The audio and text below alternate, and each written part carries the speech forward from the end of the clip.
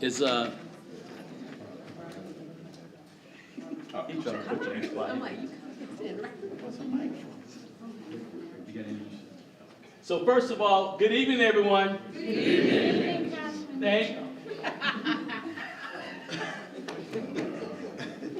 Thank you so much for being here for the Intelligent Leadership Conference. I'm Councilman Mitchell.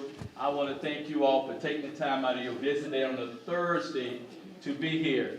My primary reason to do this is to make sure when you leave here, you will be a better neighborhood leader.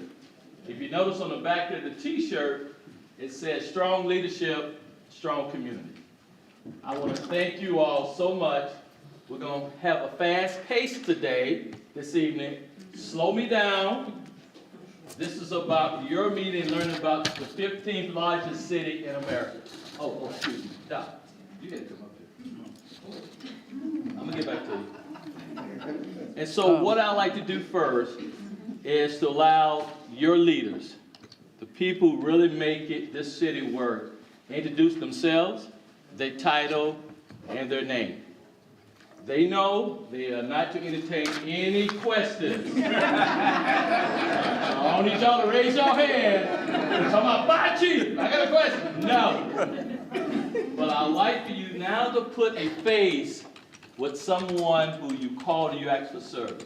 So I'm going to start with my director of CBI. Yes, sir. Go right ahead. Good evening, everyone. I'm Stephen Coker. I'm the Business Inclusion Officer for Charlotte Business Inclusion. We call it CBI. And I do look forward to those of you who are in business having communication with you. I have my card, so afterwards, anyone that's interested, please step to me, please. Thank you. All right, good evening, everyone. I'm Reginald Johnson. I'm your fire chief of the Charlotte Fire Department. I can say this, I know I probably shouldn't, but fire safety is our game, right? And so make sure you check our website out. We got a lot of good information to share with you all because we're not only responding to emergencies, we also try to prevent them. Good evening. I am Rakesha Stewart. I am the Deputy Director for Housing and Neighborhood Services, which includes things such as code enforcement, housing, SHARMEC 311, youth programs, Mayor Youth Employment Program, and Alternative to Violence. Good evening, everyone. I am Danielle Frazier. I'm the Special Assistant to the City Manager for Workforce Development, and I oversee the Office of Workforce Development, and that office is responsible for two functions. We help support our internal City of Charlotte team members with career development and advancement, as well as our external community talent, and we invest in workforce programs to ensure that our external community talent has access to the skills, the credentials they need to get a good job in this city. Good evening, everyone. I see lots of familiar faces, which is really nice. My name is Monica Carney Holmes, and I am today the Deputy Director of the Planning, Design, and Development Department. And on Saturday, I'll be the Interim Director of the Planning, Design, and Development Department. So our department is how we grow, how we shape that growth, and how we become an equitable city for all through our growth and development.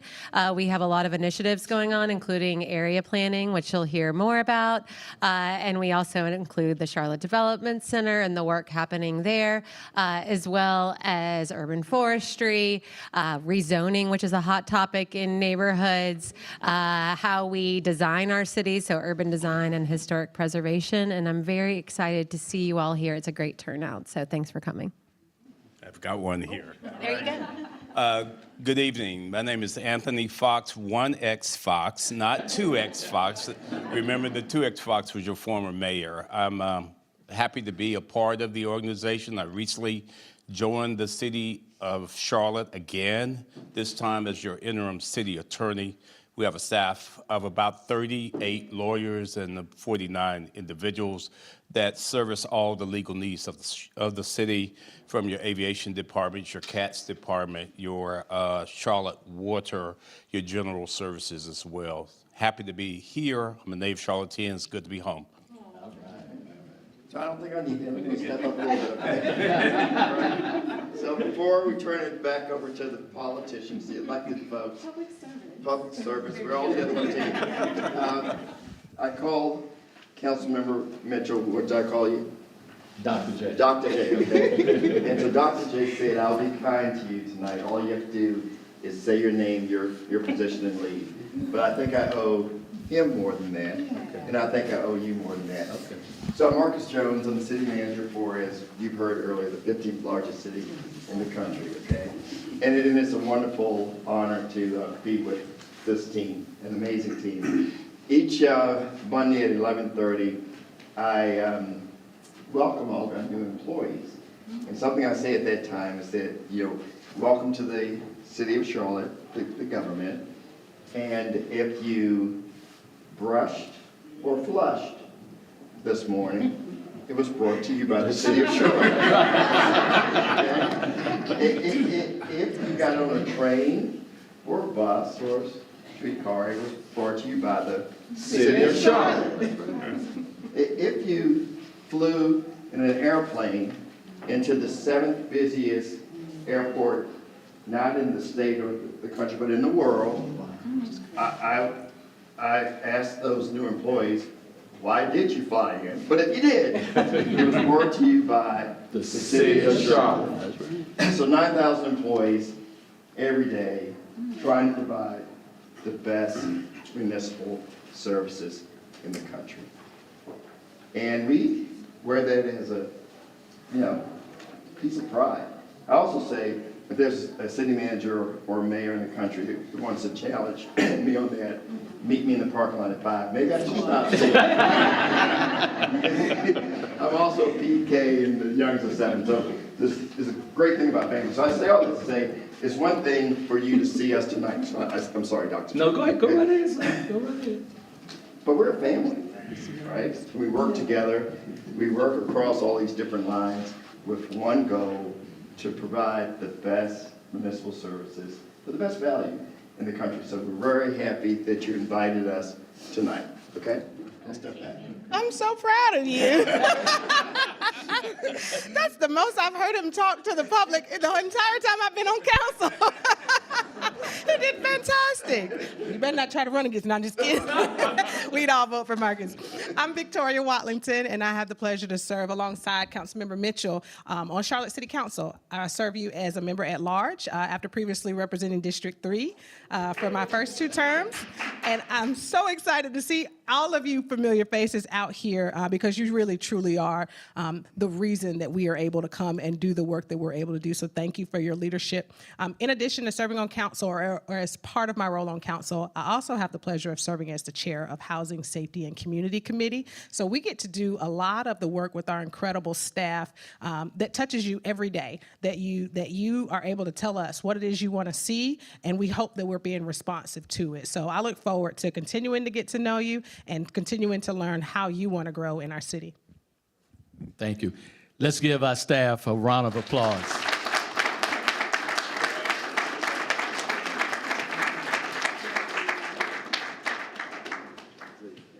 They couldn't believe it. They say, really? No questions, no questions, no questions. Thank you, sir. Appreciate it. All righty. So does everyone, first, let's do I'm going to make sure everyone's comfortable. So, number 1, the restrooms are through this door to the right, to the hallway near the elevator, both men and women over that side. If you need to take an important phone call, because you're all important people, please go back here to room 266, take a phone call, we understand. All right? Now, I'm going to do something, and I need you all to cooperate, right? In 15 seconds. How many seconds? 15. State your name and the neighborhood you're representing. Can we do it in 15 seconds? Yes. Can we do it in 15 seconds? Yes. All right, Pastor, lead us off. Eric Miller, representing the Northwest Corridor Council of Elders and Ladies for Trenton Park Community. There we go. Oh, pass the mic around.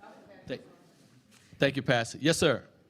Tristan Sproul, I guess representing the Montford neighborhood in Southeast Charlotte. Thank you. Norm Welker, representing Hampton Lees. It's kind of on the south side of the town. All right. Chris Winston, Carmel Park, South Charlotte. Right. Darius Hinton, Westover Hills, West Boulevard. All right. So far, so good. Sean Campbell, Ballinmore, South Charlotte by Ardrey Kell High School. Tara Neal, Cedar Mill. Liz Millsaps Hagler, Oakhurst, Go Dub C. All right. West plus East equals we. All right. Ken Waldron, Hyde Park. All right. Yasmin Harvey Price, Asbury Place, off of Prosperity Church. Okay.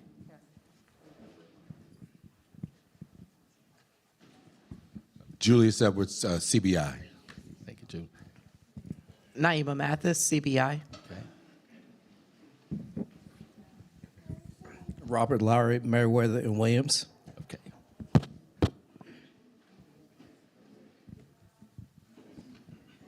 Robin Jones, Wingate Neighborhood Association, West Side, West Boulevard. Okay. Frank Coley, Westover Hills, West Side. Very good. Brenda Campbell, the jewel of the city, Clinton Park Community, West Boulevard Neighborhood Coalition. Thank you. Clinton Park in the house. Okay. Good evening. This is Angela Edwards. I am the leader of Springfield Community. And y'all remember that name, Springfield. All right. Carol Hosey, Westover Hills. All right. Juanita Bethea from Lockwood Neighborhood Association. All right. Erica Corbin, Sugar Creek Business Association. Okay. Thank you, Erica. Okay. Vernetta Mitchell, Far East Neighborhoods Coalition and Turtle Rock Owners Association. All right. Sharon Howard, Revolution Park Neighborhood Association and West Boulevard Coalition. AC Shaw, Plaza Midwood. Thank you, AC. Glad to see you. Stephen Williams, representing the West Beloved Curation Project, and we're with West Boulevard and the West Boulevard Neighborhood Coalition. Councilmember Brown's glad you're here. Peggy Brown from the Bridlewood Neighborhood. Come up here to the east side. Sir.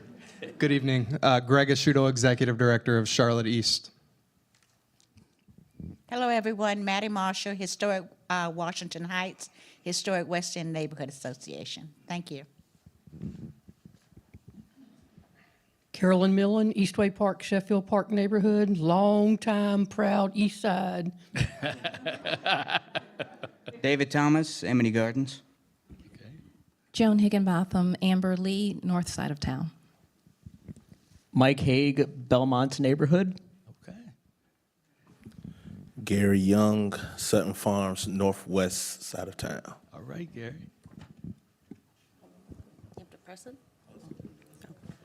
Hey, good evening. Stephanie Stangline, Camp Green, and West Charlotte. Aggie Pride, go ahead. Yes, sir. What's going on, everybody? I am Travis P. Jackson. I represent HBCU Pride Nation, and I'm in Davis Lake. Ho. My former colleague on Charlotte City Council, who I passed the mantle to. Go right ahead, sir. Good evening, everybody. Thank you, James. I didn't know what he was going to do. Never know. So I'm Al Austin. I am the president of 3rd Ward, Uptown, the most powerful neighborhood in Charlotte. You would start that.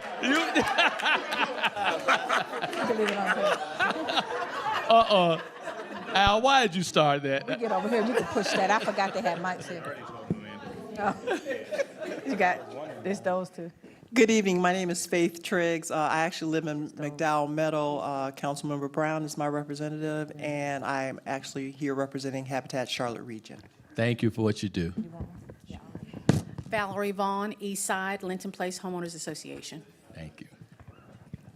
Vanessa Coles from Beckton Park at Linton Place on the east side of Charlotte. No. Stop. What did y'all tell me when y'all came in today? Double what? Double trouble. Double trouble. Okay, just Hello, I'm Franklin Keithley, Dilworth Community Association. Thank you, sir. Bob, I like you fussing at me. Bob Simkowitz, First Ward. I think we're the best neighborhood. Sarah Elliott, Montclair South Homeowners Association. Thank you. Erica Hubbard Matthews. Okay.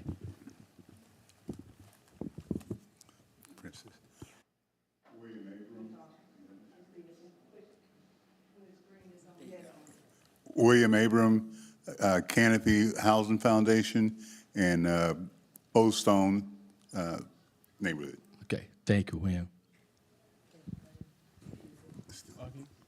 Hey, I'm Jay Hill, representing West Boulevard Neighborhood Coalition. Okay. Connor Clausen, president of the NODA Neighborhood and Business Association, the Arts District. All right, NODA. All right. Hello, my name is Kaylee Fry. I'm here with Greater Enderley Park Neighborhood Association in West Charlotte, and Sam Groom as well. Okay. Hey everybody, I'm Will Darden and I'm here with the Commonwealth Morningside neighborhood on the east side. All right. Okay. All right. Table at the front. Go ahead. Sir. LaDonte Lee, the Historic Washington Heights. All right. All right. We got two. Okay. Ben Wilhelm, Carmel Park, South Charlotte. Okay. Karen Gherkin, Carmel Park. Jill Pierre, Seversville, which is easily the best neighborhood.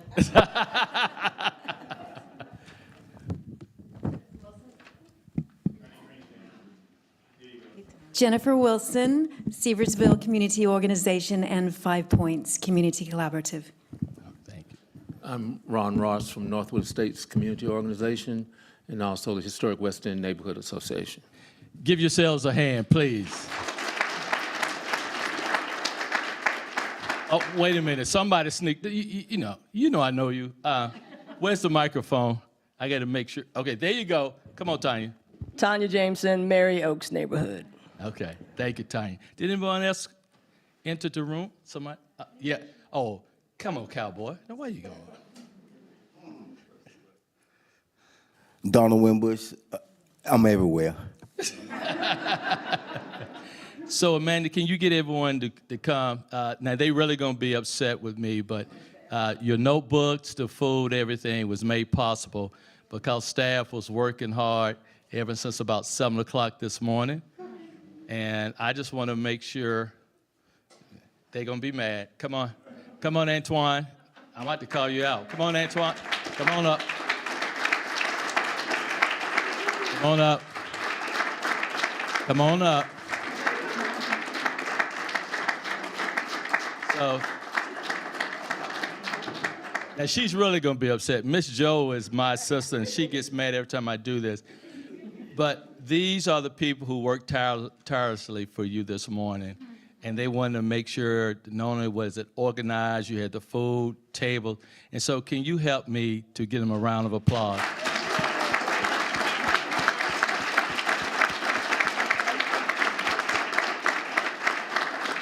All right, let's get started. Open up your notebooks. Let's get started now. So if you look at the agenda, now we're going to do what I call the Meet the City leadership team.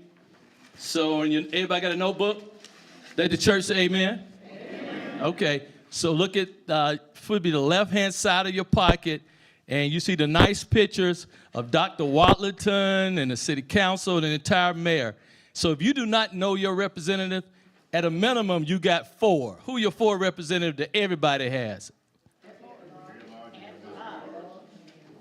Say that again.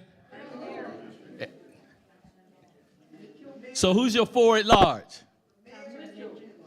Mitchell, who else? Mayfield, who else? Watlington, who else? Ashmere, very good. Now, your first homework is take your pen and circle your district rep. Circle your district rep. Dr. Watlington, we might have to help some of these people. I don't think they know their district rep. Well, here's the token. Is anybody confused what district you live in? Let me ask that question. Everybody? Okay, good. Huh? Okay, everybody got it? Okay. Those in District 1, raise your hand. Okay. District 2? Okay. District 3? Okay. District 4? Okay. District 5? Okay. District 6? Okay. District 7? All right. Okay, we got everybody. Okay, very good. Very good. Flip. Now you have that page. The next piece of information you should have is 2023-2024 city council assignments. Council committee assignments. You have that? Okay. We meet the first Monday of every month. So I encourage you to go to our YouTube and join us and to see what we are discussing about in your city. Transportation Committee is the first meeting. It's at 10 a.m. all the way through Jobs and Economic Development at 12, Budgets at 2, and Housing and Safety at 4. And Dr. Watlington is the chair of the Housing, Safety, and Community. Okay, now you got it right in front of you. Who's the chair of Jobs and Economic Development? Very good. Who's the vice chair? Very good, very good. Extra credit. Transportation and Planning. Adric. So your next assignment, circle your district rep based on the committee assignment. Circle your district rep on the committee assignments.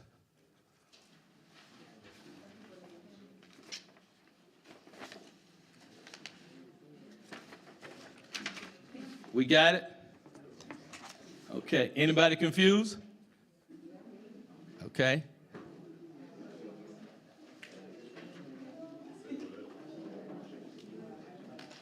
Now, the other document you should have is our meeting schedule. City of Charlotte 2025 City Council regular committee and budget meetings. You all have that? So how often do we meet? Al, you can't repeat it, Al. How often do we meet? Thank you. Who said every Monday? Very good.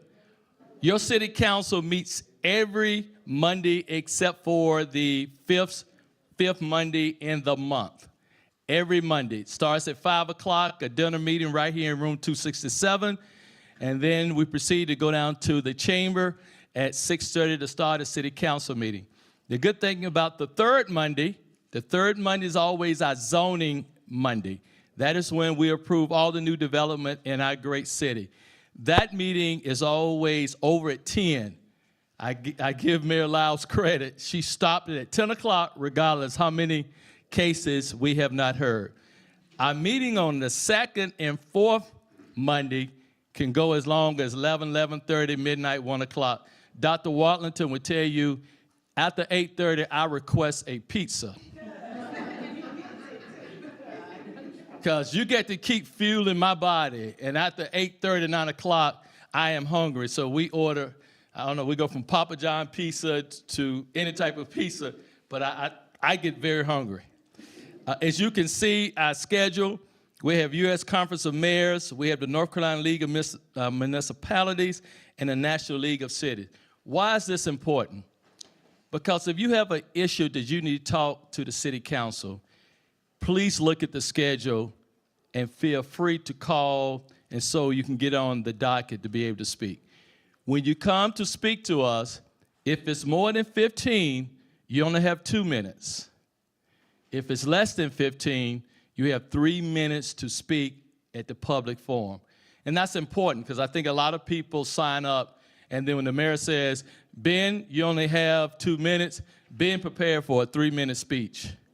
And so you feel yourself rushing to get your words through. And I'm going to tell you, we all been there before. It's intimidating to come talk to the council. So if you get nervous, we get nervous too. Dr. Watlington and I, we've been doing this so many years. We get nervous as well. So I want you all, when you come, be prepared, but be yourself. I know it's tough. I know you're on TV. I know you have an issue that's passionate, but we want to hear from you. So I encourage you, if you have a burning issue in your community or question, please sign up to speak to Charlotte City Council. All right, we got everything. So let me make sure you know who your district rep is. You know your 4 at large. You know the meeting schedule. You know the committees. Any other questions about City Council? Oh, how much do we get paid? Good question. I knew you all were going to ask that question. So we get paid a total of around $48,000 a year as part-time. And so we do not do it for the money. We don't. When you average, we average about 60 hours a week, and on a slow day, about 45 to 60 emails. On a crazy day, we get over 300 some emails that you all are expecting us to read and respond. We do have city mobiles, and we average between 18 and 45 city council calls. I say that to say we are the 15th largest city in America. There's a lot of demand on our time, but we do it because it's about your quality of life and how we can make sure you're going to stay in shop. Yes, ma'am, you had a question? I do. I'm going to make it brief. Okay. How much power or pull do you guys have with the North Carolina House of Representatives? Oh, excellent question. Oh, we're going to get into it. Oh, this is good. So there is still a big issue about the great state of Mecklenburg. Did y'all catch that? Y'all caught that, right? Boy, I like this. I like this. And so we are trying to build better relationships in Raleigh on both sides of the aisle. Because at the end of the day, we trying to do things that we think that Raleigh can help us make Charlotte a better city. Yeah. Okay, 10 seconds. Go ahead. The reason why I'm saying this is we talk about mental health issues. A lot of the stuff, when we look around, we see doom and gloom and destruction of our properties. That's enough to make us crazy. Okay. You know, the North Carolina, the House of Representatives, they stopped the law where you can take people to court about their property. Only thing you guys can do now is city code enforcement. That's true. You give them fines. Listen, we got to go back and take people to court. Yeah, excellent point. So we don't want to shy away from that, but that's a great topic for you to come down and speak to the whole city council about. I'm coming. And so we can make it a priority. Where I was, my train of thought. Part-time, a lot of calls, a lot of emails. So here's my cell number. Y'all ready? Yeah. I'm better at texting. So if you text me an issue, it gets to Joe Seller quicker, right? Okay. 704 617 0399. 704 617 0399. Okay. So this past November, I want to thank each and every one of you for voting for the bonds. There were 3 bonds on the ballot. You remember the bonds? Okay. And so I want to talk briefly, and everything we're going to go through is in your book.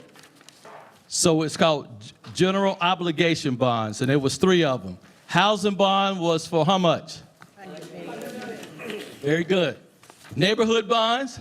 51.7. Transportation bonds? 230.3. Flip over the next page, because I'm going to tell you why the $100 million is so important.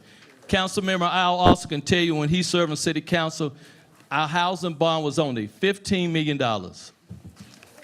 We realized that we're going to really make a difference and to produce more affordable housing.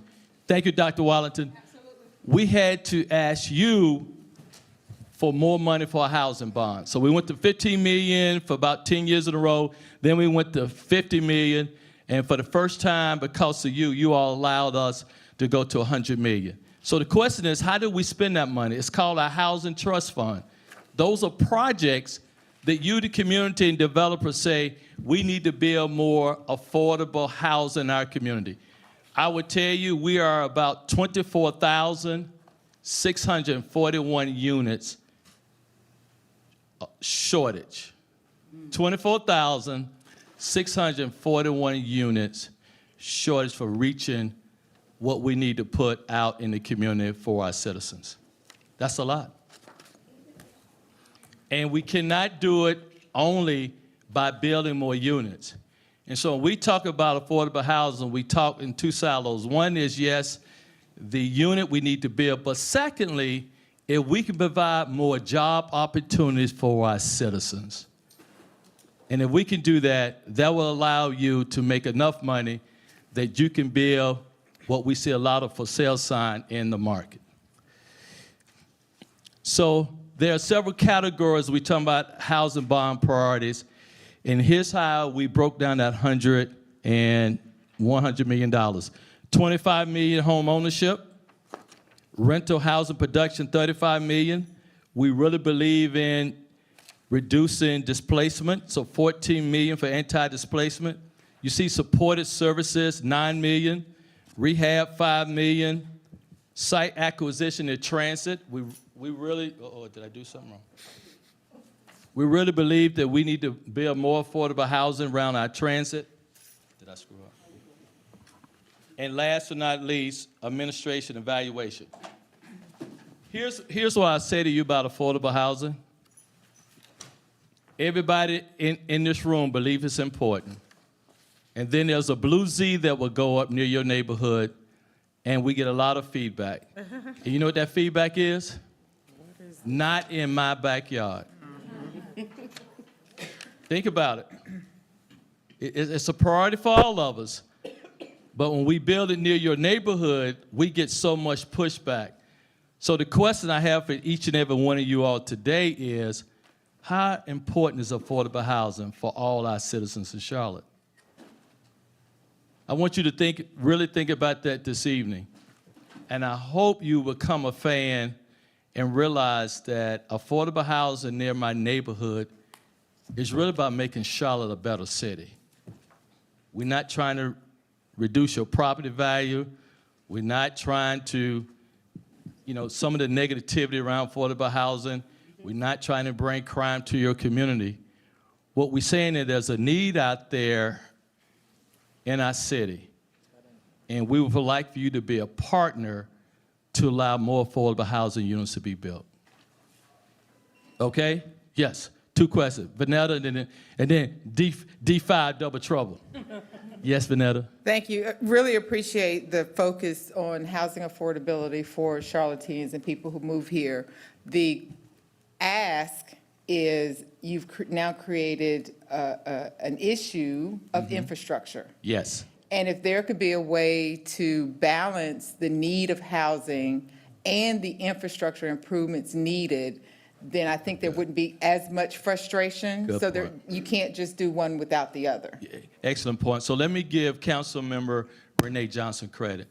We call her Miss Infrastructure, and that has been Renee Johnson's whole passion, that as we build, let's make sure the infrastructure is in place as we build this new development, and particularly around affordable housing in some of our major intersections. Yes, ma'am?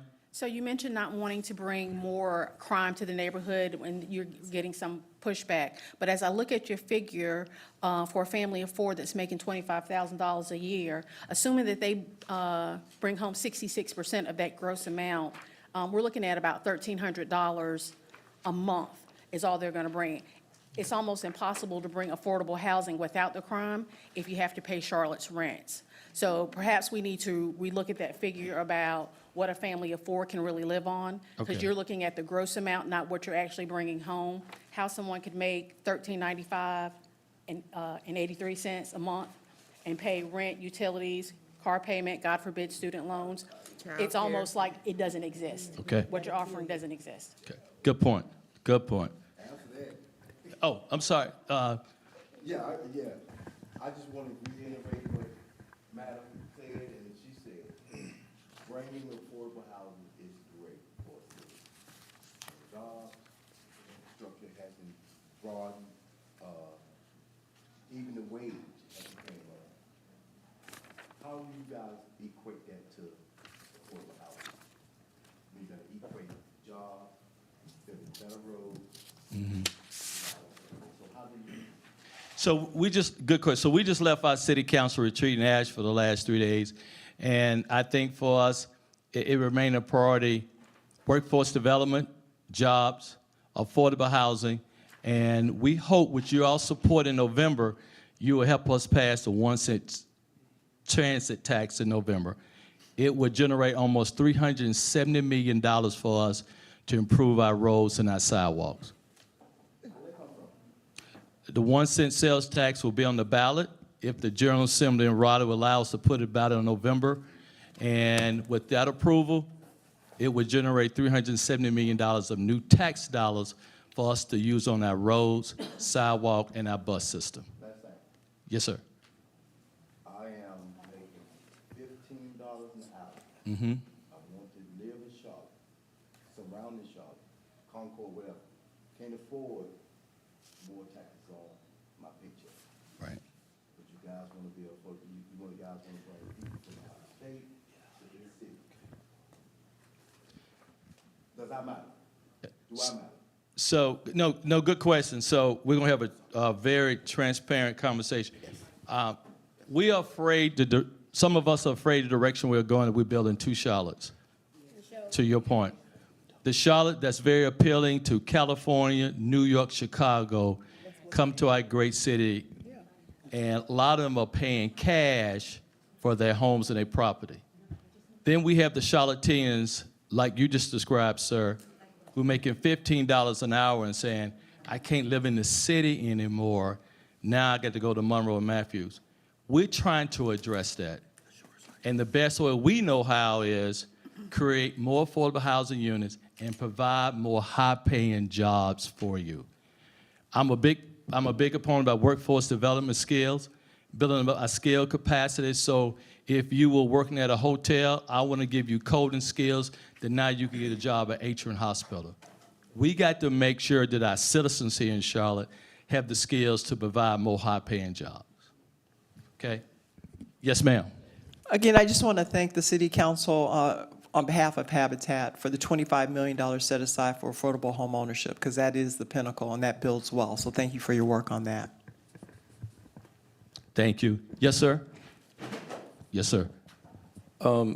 So we were speaking about as far as people's payrolls. I mean, we got to take in consideration Uncle Sam takes anywhere from 12, and then if they're full-time, 33% of their paycheck before it even comes home. But I just mentioned, you said you were creating two types of Charlotte, two divisions of Charlotte for the most part. So, well, you're providing job training, but you're forgetting about the people that's unable to come up to the training. So now you're not creating two, but you're creating three Charlottes.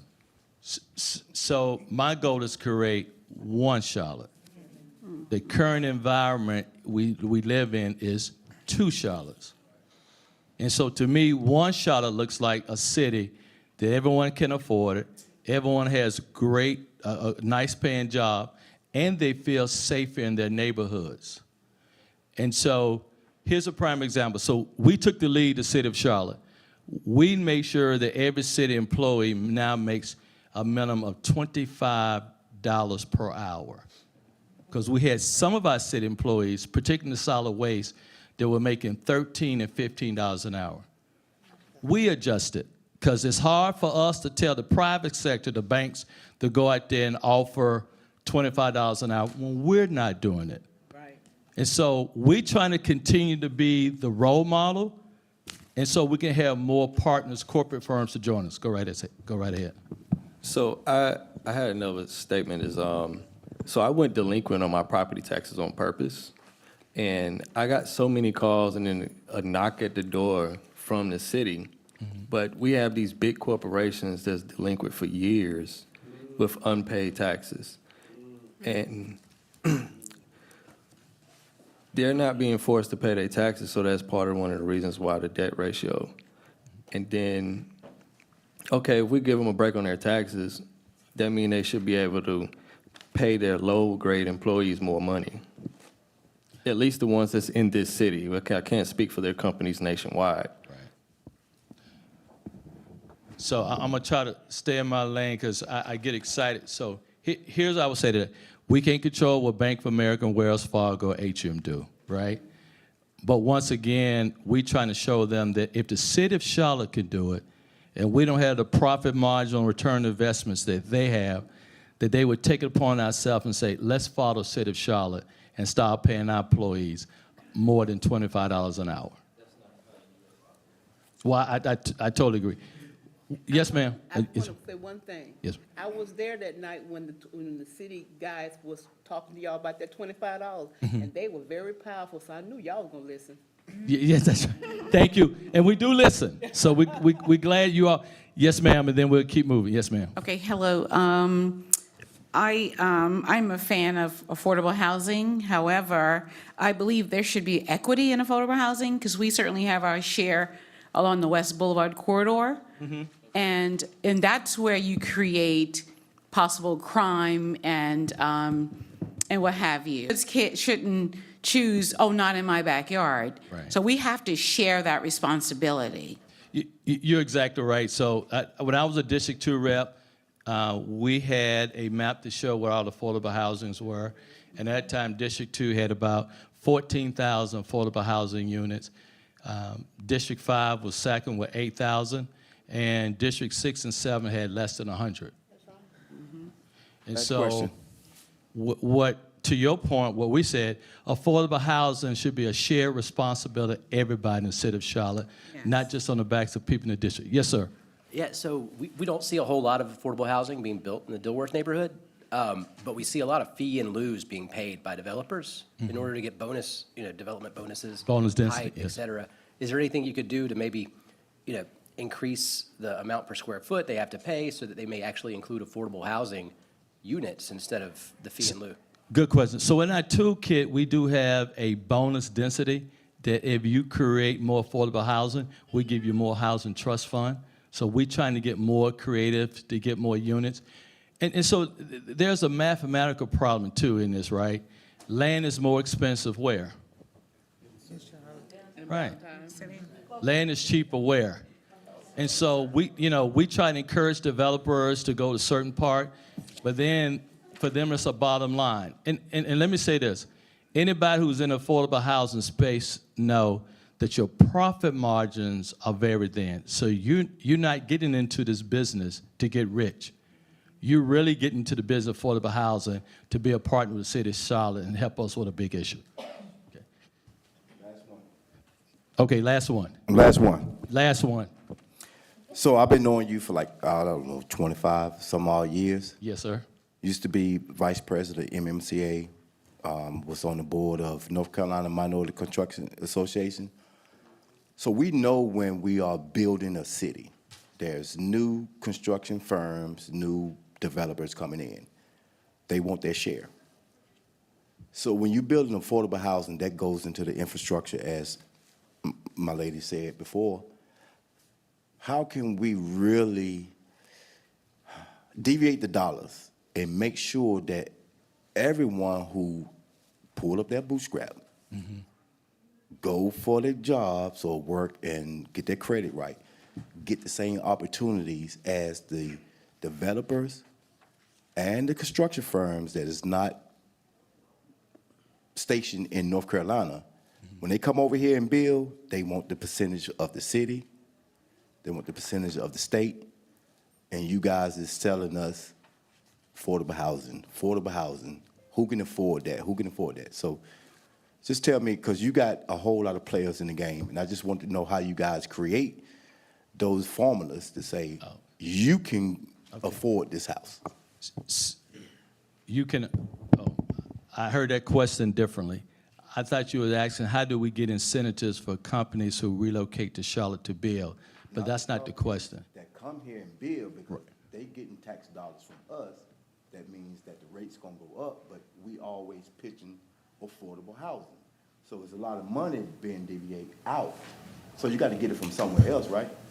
Right. So let me make sure I can answer this way. So when a company comes in and they ask for incentives to move to Charlotte, we ask them for three things. What's the average salary you're paying? What part of town are you trying to move, build? And how are you going to help us with the infrastructure part of your development? There you go. So we do ask those three questions. It should be four. What should be the fourth one? What's the economic impact of the employees and the contractors that you're hiring? Good point. So we starting to have that conversation. I give credit to the CBI of starting to have that conversation, minority participation, and how do we build local companies.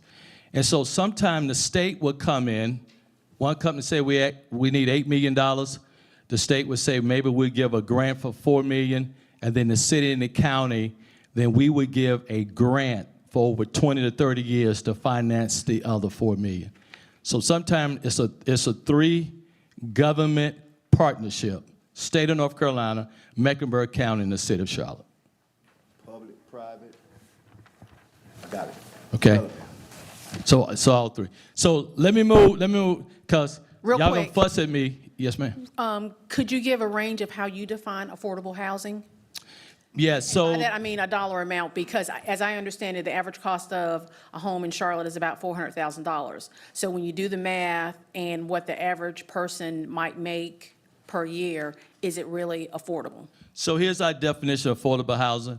30% AMI, area median income, is $24,761.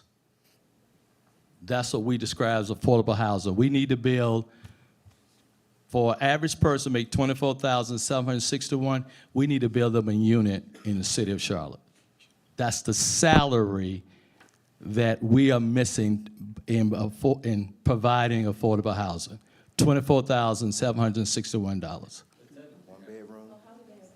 For a two-bedroom. Someone asked a question for a two-bedroom.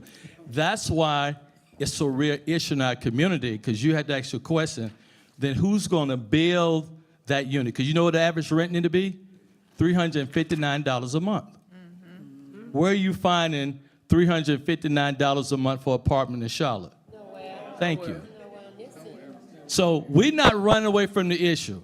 Let's be clear. That's why the $100 million housing bond, we hope, will start allowing us to put more units out, okay? So this council is committed. But when I tell you it's a real issue, now you understand the dollars and the issue we're facing when we talk about affordable housing. But let me tell you, family, we have to do it if we're going to make Charlotte a city for everyone. Let me get off my soapbox. Okay, so turn to community area planning, geographical maps, because I need all the neighborhoods to understand what's about to take place. Our planning director is changing. Uh-oh, y'all groaning already. Our planning director is changing our process on how we build. So y'all see this nice colorful map? Oh, Pastor, he got it. Y'all got the colorful map? So we're going to 14 different, I want to be careful how I call it, different areas in our town.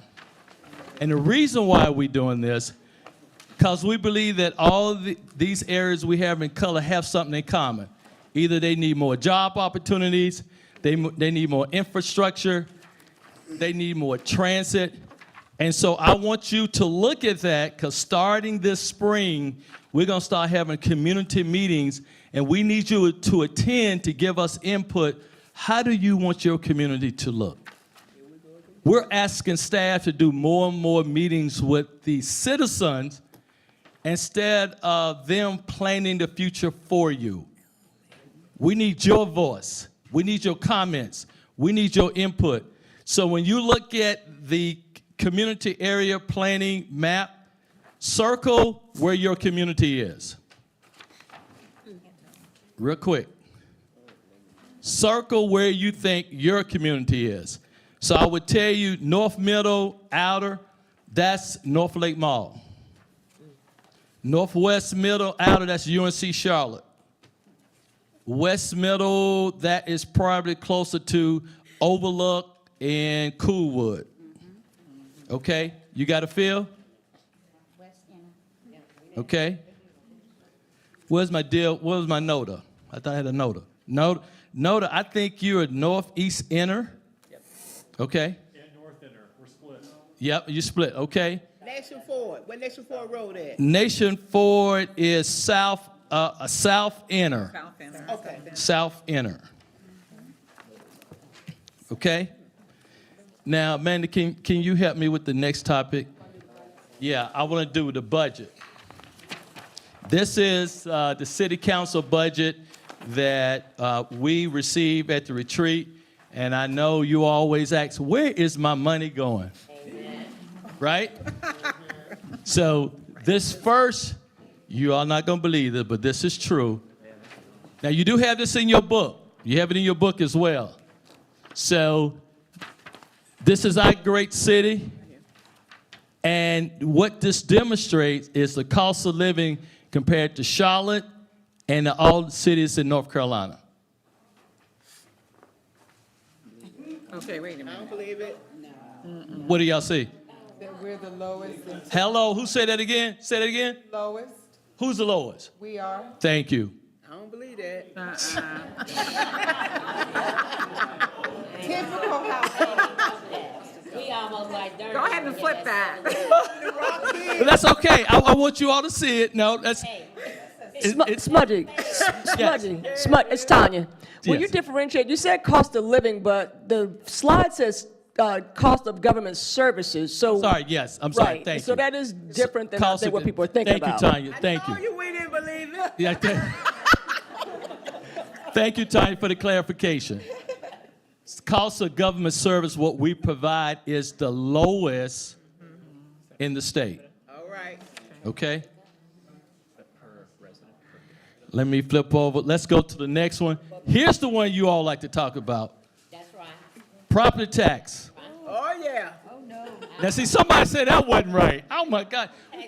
Okay, so let's think about this. Asheville, Cary, Gastonia, Greenville, Fayetteville. How many tax increases have they had? 2. Durham and Raleigh. How many has your city had? How many tax increases? How many? Still don't believe that. What time frame? The last 6 years. Yeah, but it also like Past 6 years. For the last 6 years. Past 6 years. Yes, Miss Maddie? I think. Miss Maddie, yeah, good. I think Charlotte gets away with not so much the tax increases, but the fees. Good point. Stormwater fees, I mean, you're killing us. solid waste fees, excellent point. Thank you. Thank you. Yeah, you pay. So, every time we mention, yes, Ms. Higginbotham. Thank you. So even though we have the least number of increases, Yes, ma'am. what you really have to compare is what is the base tax rate. So is our tax rate higher than the others? Yes. And if it is, then it doesn't matter that we've only had one and they've had 5. I agree with that. So that's a salient 'Cause I point that I felt don't know that that's So, on the chart. excellent question. I think our tax rate, I think Cary is higher and Wilmington. I think we're the third highest in the state. But I'm gonna get that information. So, do we have everybody emails? So I want to make sure some of the questions you all have that I'm able to respond. So Amanda, make sure. Oh no, that's. So I'll make sure we get I think we're the third highest in the state of North Carolina. Okay, next one, please, Amanda. Pastor, go back. Cary, I think it's number 1, and Wilmington, to her point, has a higher tax rate than we do. But doesn't it say we're the lowest on the left-hand side? One increase. No, that's. We had about a 25 cents or 28 cents increase compared to Winston-Salem's was over 70 cents. So you no, what was your question? You're confused. What did you say about the left-hand side?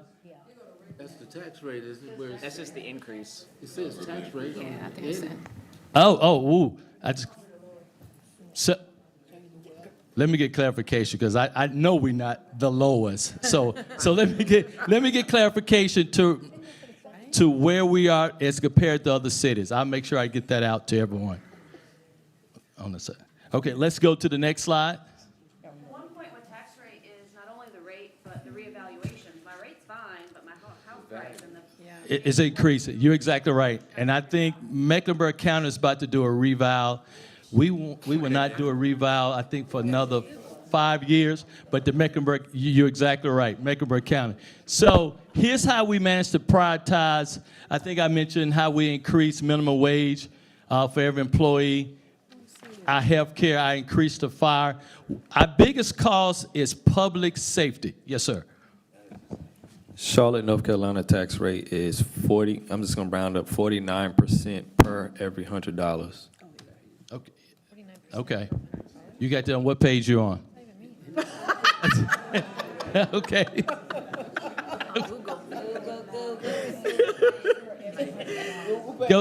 Go to the next slide, please. So here's what's important for us. So we talk about how do we manage bonds. It's because we have a AAA credit rating, which is the best in the country. And you find a lot of cities who do not have a AAA credit rating. So I had to give a lot of credit to Manager Jones and our budget director. And you see how we like to brag about how long we have a AAA credit rate. Because more importantly, it's the third item. We have a budget zero. We cannot spend more money than we have in the city of Charlotte. We really believe in balancing our budget. Okay, next slide. Okay, you're talking about, well, how long, what documents do you use to drive investments? We got our 2025, 2029 capital investment plan that has a lot about our sidewalks, our bus system, our airports, make sure you continue to have good, clean water. And then we talked about our comprehensive financial report. That's our audit, how well we taking care of your money and how make sure all our departments pass their audit. Next slide, please. So here's our budget. If you ever want to know how much was the city of Charlotte budget, $4.2 billion. $4.2 billion. When you look at our aviation, that's our airport, our general capital, a lot of our construction projects, capital investment and general debt service, and then all the bonds that you approve, this is how we service the $100 million bond. Yes, ma'am. Okay, when we was in that citizen thing, I thought the airport was their own entity. They Very good. generate their own money. So they're what they consider enterprise. Yes, ma'am. So we have 3 enterprise who they are standalone funding mechanism and they have enough debt and revenue to take care of their own operation. Another is stormwater, and then one is the airport. You're exactly right. Next slide. We get probably about 90% of federal dollars for housing trust fund. The second was our transportation and all the development we're going to do at the airport. And so we were sitting there struggling and trying to figure out the impact it was going to have on our city. Then we got good news on Wednesday that the executive order had to be rescinded. We are preparing ourselves, being proactive, though, what might occur down the road. And I would tell you, excellent question, I would tell you, we will be spending time this Monday from 6 to 8 examining the federal impact if we lose those dollars. Yes, sir. Follow up, I'll go right ahead. Just follow up. So on the county side, is it going to be worse? Do you believe? So on the county side, is it going to be worse? Do you believe? Because those deal with social issues. That's right. Yeah. They do it Medicaid, Medicare, food stamps assistance. Yes, they really going to be faced with some challenges. Yes. Just wanted to put it out there because it's, you know, you wake up every day and there's some new nonsense, and so just trying to. And we're only on day 10. And so I'm going to tell you from my perspective. We can't service you being scared. I like right? that. Yeah, I like We that. have to service you because you told us to go do a job and make sure Charlotte continues to thrive. And so from the retreat, what we said is we're going to be committed to do what we need to do to make Charlotte a better place, but we need to be proactive as it relates to our federal dollars.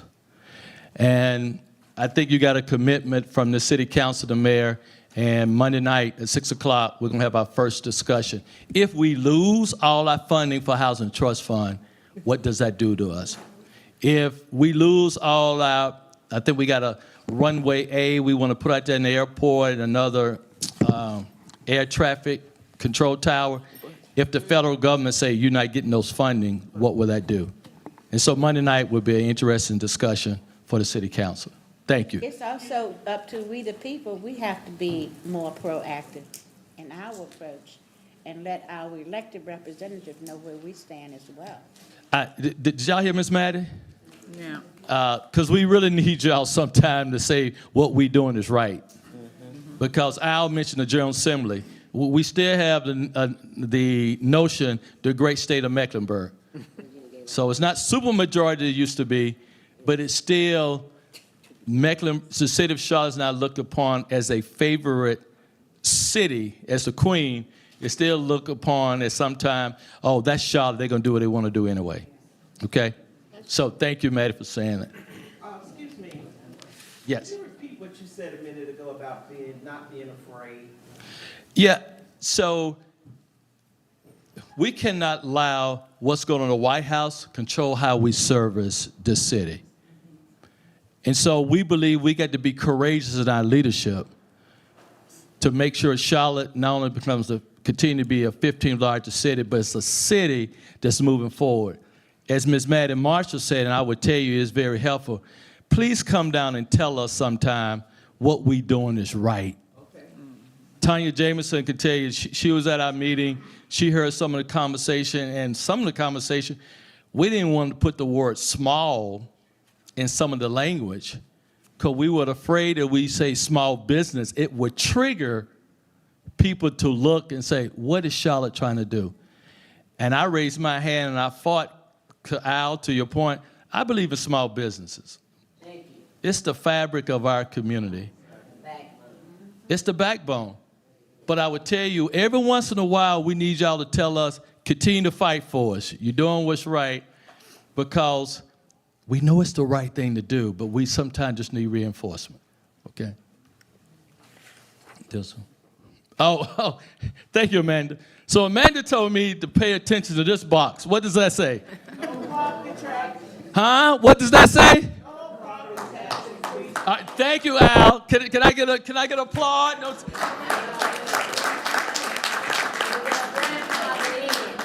Now the key word though is plan. So give us some flexibility now. But we saying no property taxes plan. So I would say this. I had to give City Manager Jones a lot of credit. We pushed for a higher tax rate last year. And this city manager said, no, because I think if we tighten up our belt, we can do a better job. And so I think some of us were trying to do 3.2%, and I think we ended up doing 1.7. So I credit him for saying, we got to be like every household who faced difficult times, right? We have to make tough choices to serve you. So thank you, Amanda, for the key word. Okay. Oh, there you go. So this is how we spend it, right? Breaking down remaining quarter of general fund. Technology and software, you guys say, well, what's that for? Well, that's how we spend on our IT. Internal service costs, fuel, utilities, and rent. Disposable service, that's when we pick up recycle and then we have to dump it to a landfill. And then, what's our biggest expense on this side? What's the biggest expense? Oh, no, that's not it. Public safety.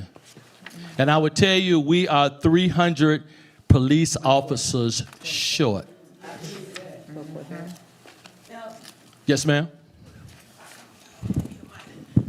When you were talking about affordable housing and about people being concerned about safety, that's the other part of it. If Yes. you already have a shortage in public safety, how are you all working to kind of combat that when you're trying to also, gain support for building affordable housing?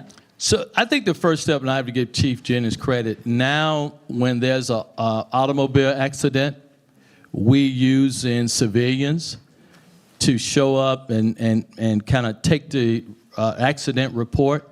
We were using our sworn police officers, and we was pulling them away from what I call preventing crime in our community. I would tell you, he has asked some of our officers not to retire until we can fill those 300 open vacancies. Here's what we have to do also. I think we have to paint the police men and women as a better profession. Because if you get up each and every day and put that uniform on and you putting your life on the line for the city, we have to recognize that and sometimes applaud you for your effort. And I think we, and I'm speaking we as council members, not you as citizens, I think we as council members do not reward them enough with pay, because a lot of officers told they left Charlotte, they went to Savannah, they went to Columbus, Ohio for more pay. So we have started to readjust their salary so we can keep our good officers. Vanetta? Thank you. So I think there's a broader conversation that I think is interesting to see if the city does.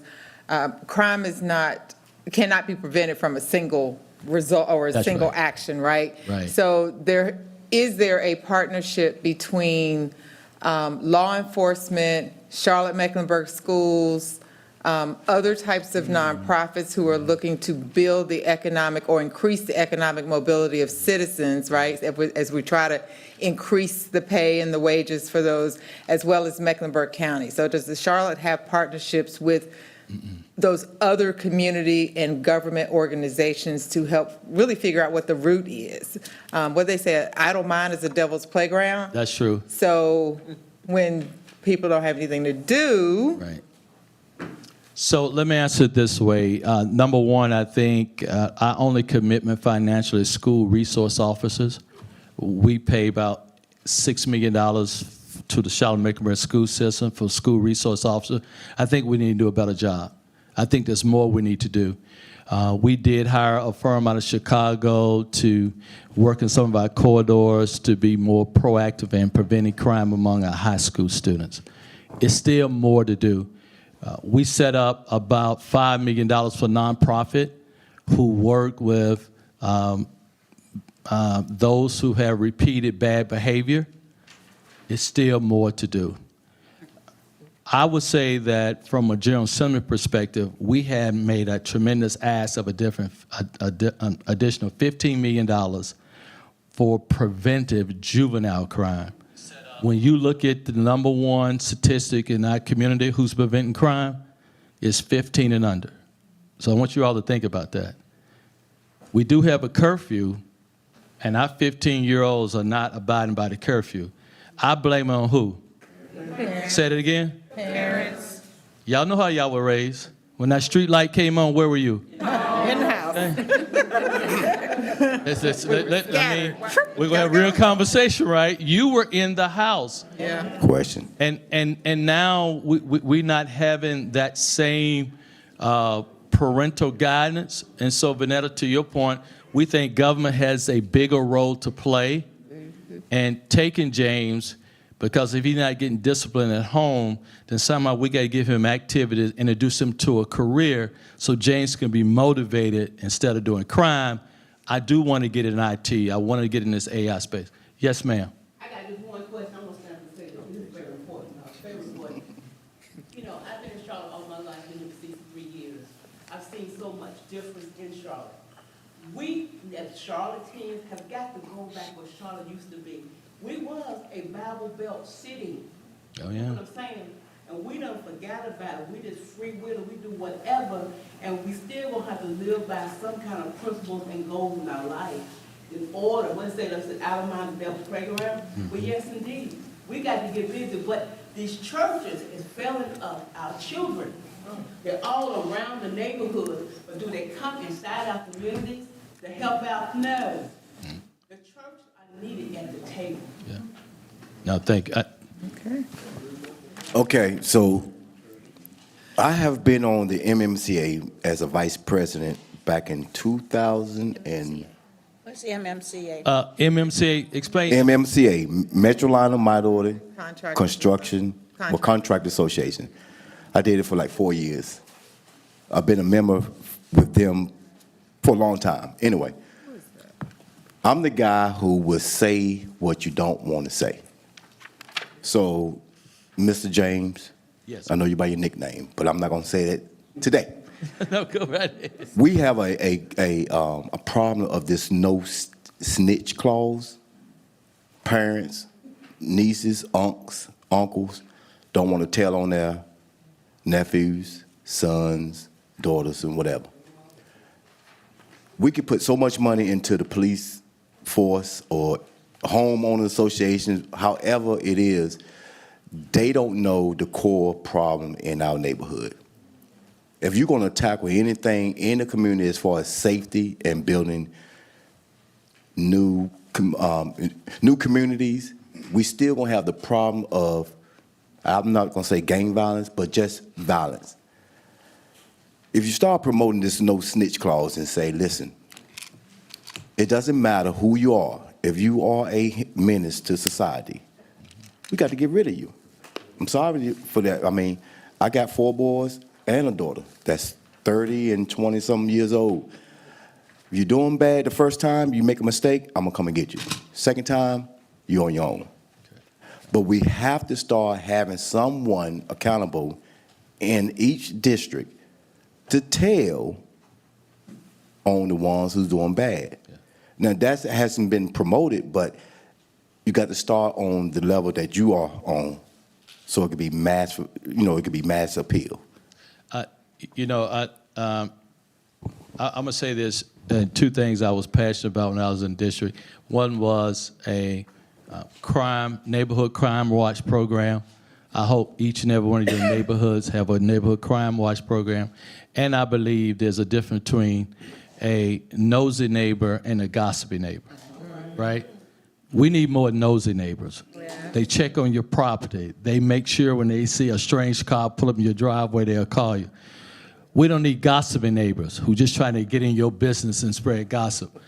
And so I would encourage you as neighborhood leaders, let's have good nosy neighbors who are looking after you and looking after your family to make sure our community is safe. So I got 15 minutes, because y'all gonna leave at 8 o'clock because I want y'all to come back next week. So we're gonna make sure, Carolyn? Just real quick, it's really complex. Parents have got to get involved, there's no doubt. No We've got to doubt. hold them accountable. But what I've been preaching for years, especially in East Charlotte, if you have no jobs within my backyard to go work, That's right. and my mom or dad have to leave and go on public right. transportation at this Yeah. pole in the ground, Right. it takes them an hour or longer to get to a job, minimum wage, they have to work 2 jobs, how are they going to be in their kids' life? That's right. How are they going to be participants in their school and everything else? So there's a complex, but East Charlotte, and I know some of West Charlotte, if we do not get really upward mobility jobs, businesses in our area where we can work in our area, we're going to continue this vicious cycle. Carolyn, you're exactly right. That's why that area map planning, we need you all input to say what Carolyn said. I need more jobs in my district. We are working on our transit system, and our average bus ride, I ain't gonna say average. Our bus system was taking anywhere from 32 minutes to an hour and a half to get people to their destination. Unacceptable. People are losing their jobs. So our focus now, when you look at the national trend, your average bus ride to your destination should be between 15 and 27 minutes. That's why we need to make transit a top priority for the 15th largest city. Amen.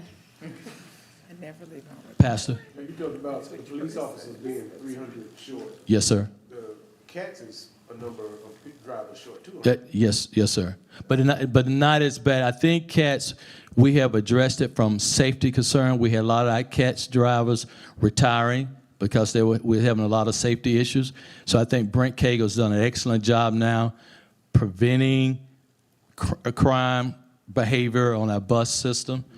But more importantly, it's this right here. I'm gonna need you all help. Sales tax. I'm gonna make sure. Hold it. Yes, sales tax for 2027. This is what's going to be on the ballot in November. The 1-cent sales transit tax. And this is important. I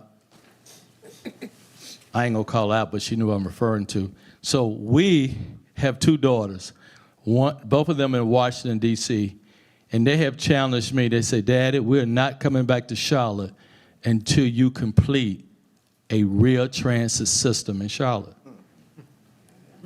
they get a Metro Pass, they pay $132 a month, and they go from DC, Virginia, and Maryland. That's why in November, we need you to really support the transit sales tax. It is a regional transit system that we're trying to go all the way to Morrisville, all the way to Ballantyne, to the airport, and the only leg we need to try to finalize, East Side, is how far do we go to Matthews? So, oh, now the hands are going up. Yes, ma'am.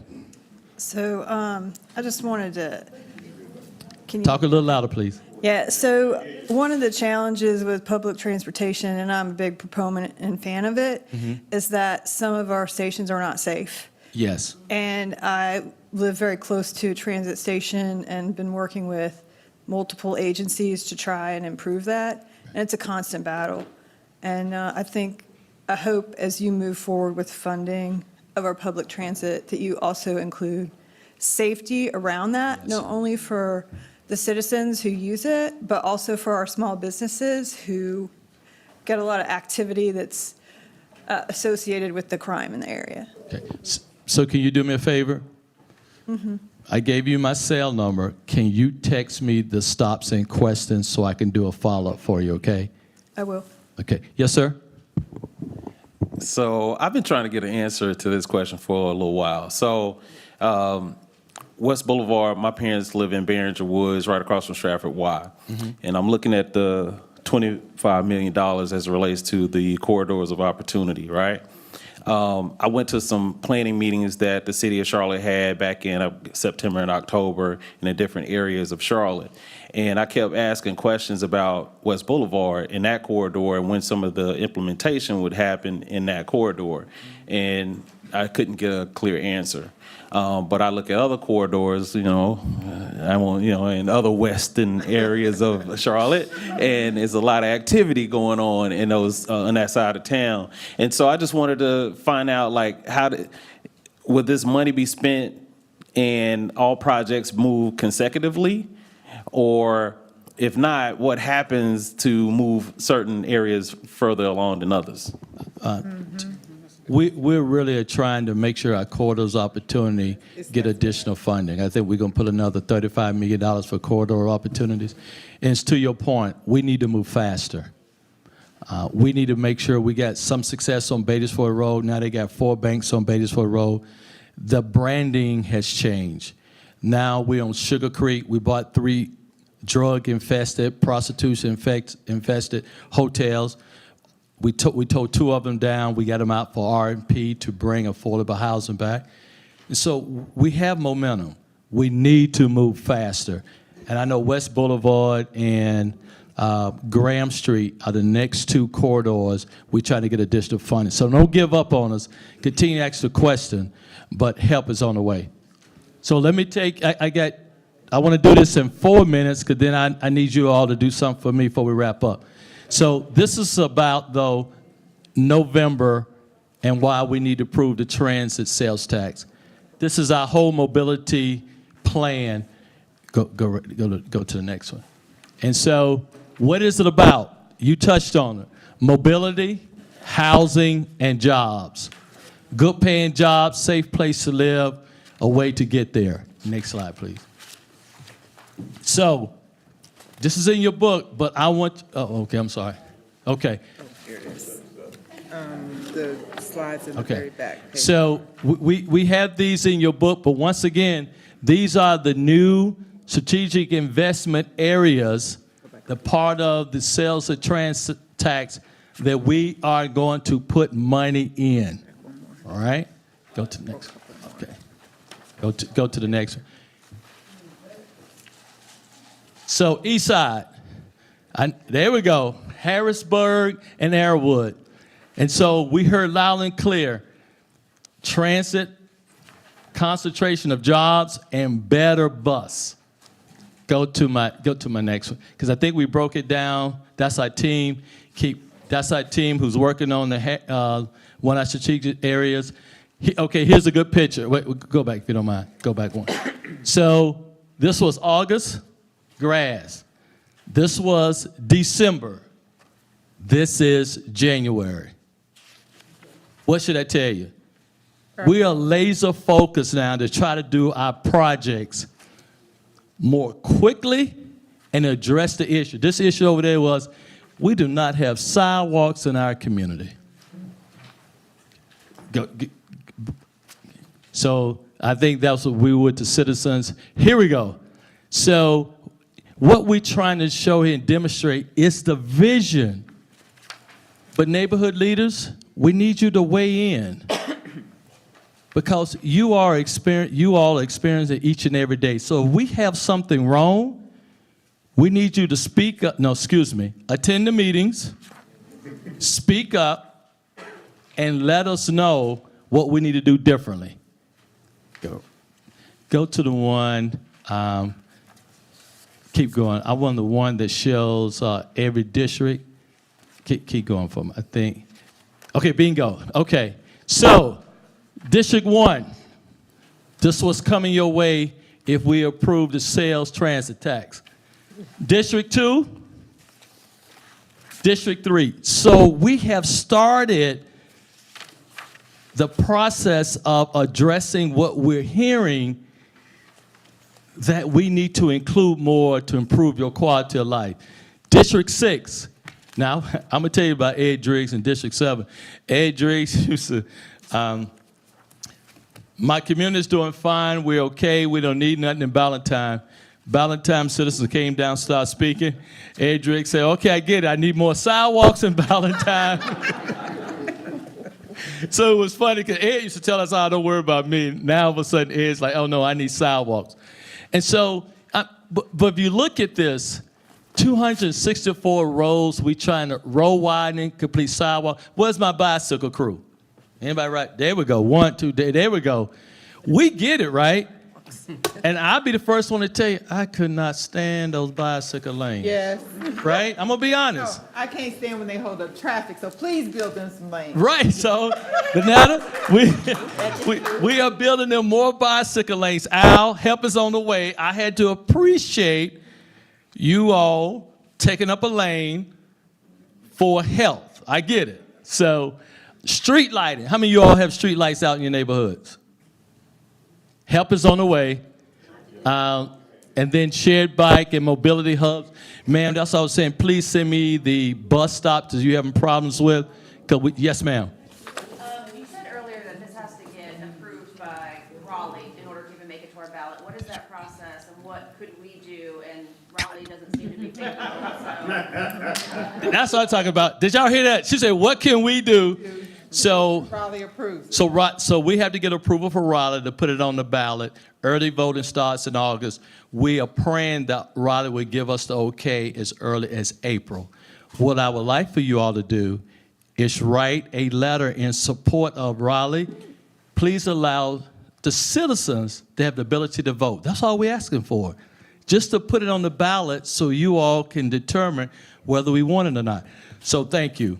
Yep. And that goes beyond, I mean, our reps will probably do it. It's the rest of the state, so make sure to reach out to them.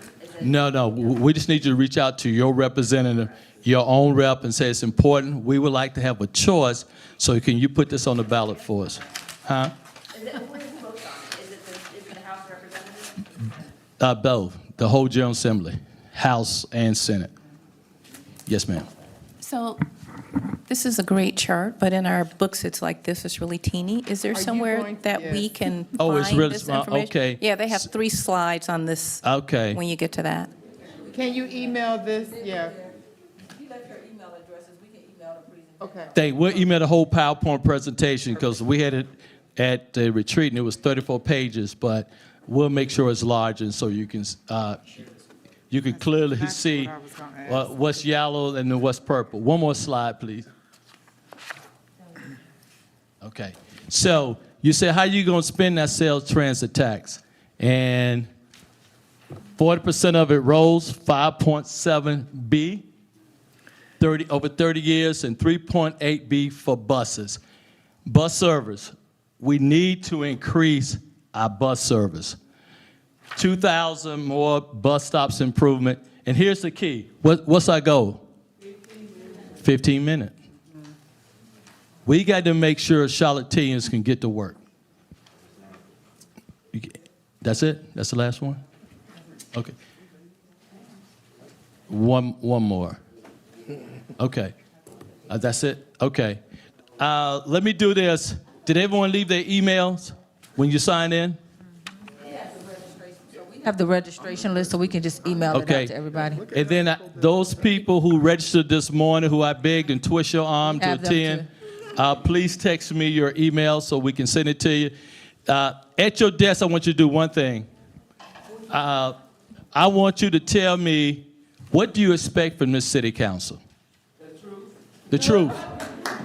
The truth. I don't care you say, I need y'all to spend less time in meetings and more time in the neighborhood.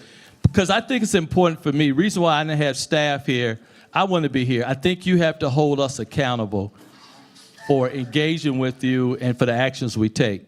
So we can do this one of two ways. Everybody got a piece of paper that they can turn into me? No? I tell you what, take your agenda. Everybody has the agenda, right? Everybody, pull out your agenda. Write on the back of the agenda what you expect from this city council. Oh, wait a minute. It's a piece of paper also. What side was that? Was that on the left-hand side? It's in the black folder. In the black folder, there's a piece of paper. Pull out the black folder, and there's a piece of paper there. Please be honest. You don't have to put your name. Yes, Al. That piece of, yes, ma'am. Can I get my parking validated? Yes, we will get your parking validated. Those who parked in the deck, we will get your parking validated. Yes, sir. It's unlocked, right? Yeah, because especially on the weekend, put that one on yours, affordable parking. I like it. Yes. Yes, ma'am. Yes, ma'am. Go ahead. I want to approach it. Here's a big question Carolyn would like to ask me. Yes, ma'am. Are you running for city council at large again? Wow. Went there. Is he running for city council at large again? I still got to get approval and have a conversation. How about that? From the Queen. Hello. So now it's over. Come on up here, babe. I did not want to put her on the spot because she is a neighborhood president. But this is my lovely queen, Joan Higginbotham. And so I had to get permission from the queen first. So, but no, thank you. And I didn't want to put her on the spot. Thank you all, really. I like having town hall meetings. I think it's important that you're able to come out and hold your elected official accountable to share your thoughts how to make the city better. I would tell you, I'm going to put one young man on spot. Like most of us, we work a real job, right? And then we do this part-time. And we were going through some tough issues, city council.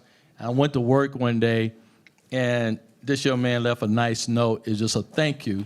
He said, I appreciate your commitment you give to the city. And it meant a lot to me because trust me, we get more profanity. Go to HELL. So every once in a while, it's nice when someone said, thank you for what you're doing. And so I want to say it publicly, Ben Windham, thank you for that special thank you note, sir.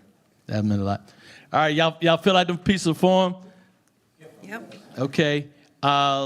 I hope you would take this time now as you leave to meet one another here and to be able to now have friends all throughout the city of Charlotte.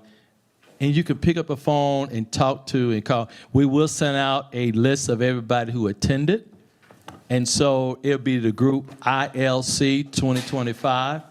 And so it'll be a list of everybody in here and the email and the neighborhood they represent. I want you to foster communication because the same problem that's happened on West Boulevard could be happening on Sugar Creek. The same problem in Ballantyne actually could be happening in Noda. And so I truly believe there's power in numbers. And William, hold up the shirt. Hold up the shirt, the back of it. Now, flip it around. Yeah, the back, that's the front. And so I believe strong leadership equal what? Strong neighborhoods. Strong leadership equal what? Strong neighborhoods. I thank you, and I know you'll be a strong leader. I know our neighborhoods will be stronger. Thank you for your time this evening.